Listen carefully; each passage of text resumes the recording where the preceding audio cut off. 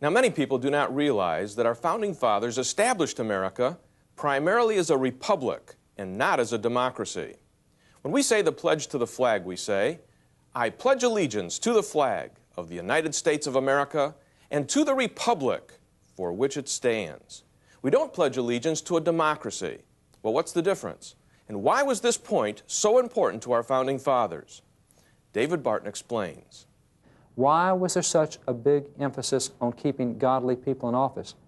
It dealt with the fact that we were a republic and not a democracy, and there is a vast difference between the two. You find that the Founding Fathers absolutely abhorred democracies, and yet today we hear ourselves called a democracy.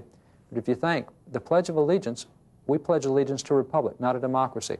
Prominent Founding Fathers explained why. You see, for example, Fisher Ames. This is the author of the First Amendment. September the 20th, 1789, he gave us the First Amendment, but he said very simply that a simple democracy has been very aptly compared to a volcano that contained within its own bowels the fiery materials of its own destruction. He said a democracy is a bomb waiting to go off. It's a volcano waiting to explode.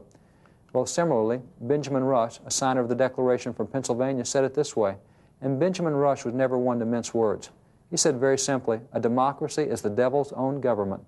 Or if you move to John Marshall, one of the major top Chief Justices of the U.S. Supreme Court.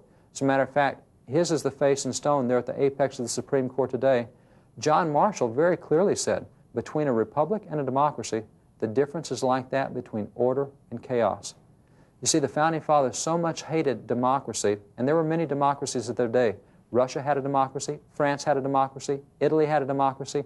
They saw democratic governments, they despised them. So to make sure that we never became a democratic government, they very simply, at the Constitutional Convention, put in a clause to ensure that we would be a republic, not a democracy.